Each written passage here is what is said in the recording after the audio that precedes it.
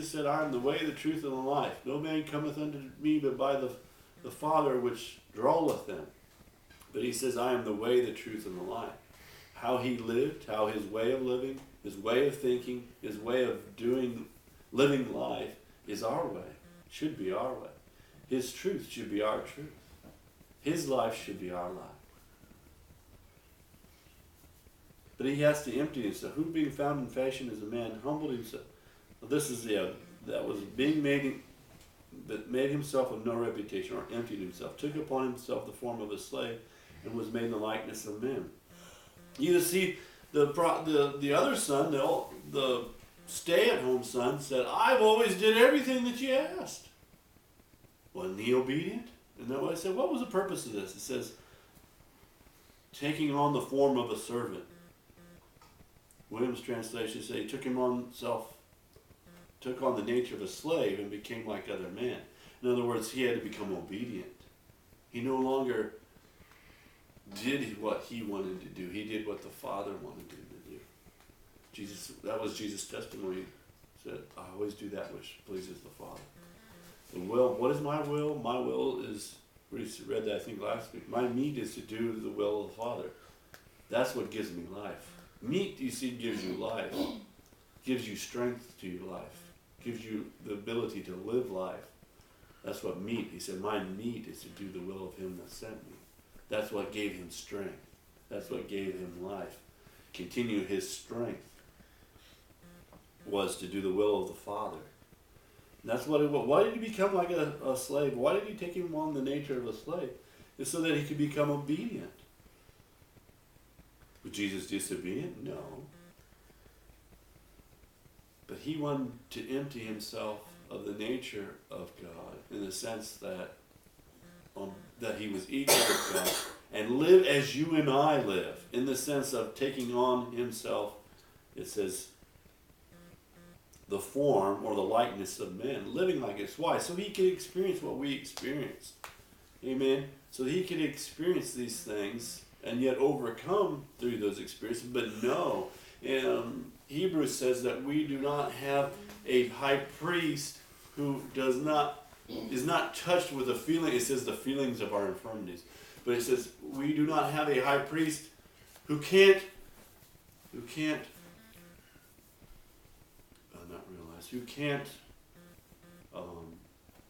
not experience, who can't, is not sympathetic, who has not felt what we felt, who has not experienced what it, see, what good is a priest if he's never, and you're asking him about your situation and he's never been in your situation. It says that Hebrews says that we have a priest who can be touched by the feeling of our infirmity, who is touched by our weakness. Why? Because he was put in that position. Jesus was put in that position where he had to lay the equality of being equal with God. He had to lay that down, live like you and I. Live like you and I. He had to have the same inheritance or the same things available to us, to him that were available to us to live life. So he had to lay the equality, being equal with God down to do that. And that's how he can be touched.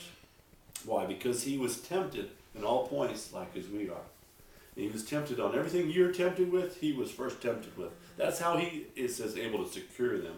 So, but to help them, right? See, Josh, he's been through everything that you've been through, or that you're going to go through. Same with you, Sarah. Been through everything that you're going to go through and been through. And yet, well, he overcame because he had this mind in him that he knew that he was loved of the Father. And no matter what happened, that God loved him, amen, and that God was using this to build character, amen. In Jesus' sense, it was so that he could be tempted at all points like as we are and overcome them. Why? To show us the way. To show us that, yeah, you can do this. But he's been tempted.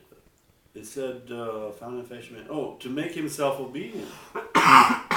He had to become like we are, to show us that even setting aside his equality with God that he could still be obedient. It wasn't just because he was equal with God, the Father, because he set that aside and became like as man. Why? To show us that you could live like him without having all heaven and earth available to you. Without the equality of God being there. You know, it's like the older brother saying to the younger brother, you know, hey, look what he did. He had all the inheritance to do with what he wanted to do with. And yet you didn't even give me a kid. You didn't even give me a goat. You gave him a fatted calf. Look what all he did. See, he was trying to base it on doing it. But the other son knew his inheritance. The other son that stayed at home didn't know his inheritance. He was equal. They were equal. The other son could have taken his inheritance and did with what he wanted to do at the same time as what that son did. Both sons were the same. They were equal.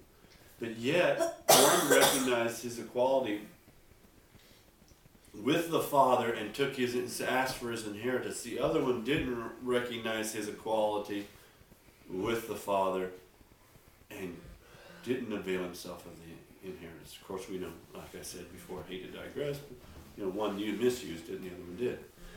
All right, let's go on. What are we getting at? That it shows us that the way Jesus didn't just overcome these things because he was Jesus, the Son of God, because he laid down, he put aside the equality of being equal with God to have to make choices like you and I do every day as a human being. Him without sin, yes.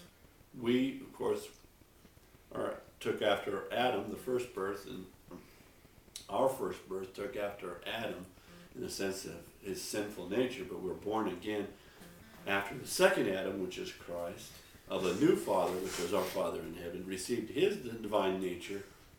Now we start over. We can live, because Jesus' example, he lived after setting aside his equality with God. Now we can live looking at the life of Jesus and knowing that he already walked this path.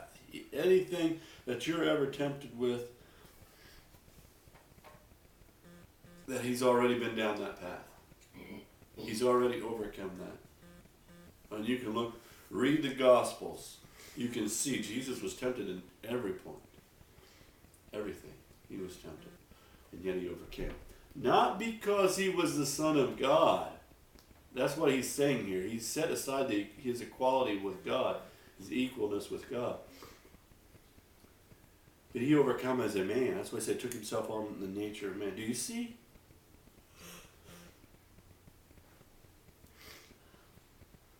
Became obedient even unto death, it said, and became obedient even unto death, even the death of the cross.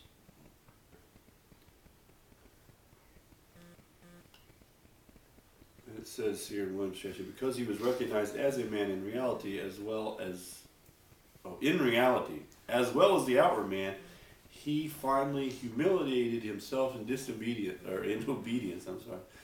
He finally humiliated himself in obedience as to die, even to the death of the cross. This is why God is high exalted him. You see, you want to live life to the fullest, then you have to commit yourself to this purpose and plan of God.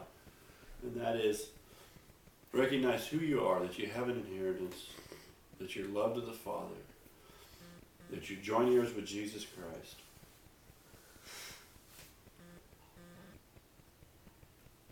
That because of what Christ did, he's now put us back in relationship with God the Father, putting us on an equal plane.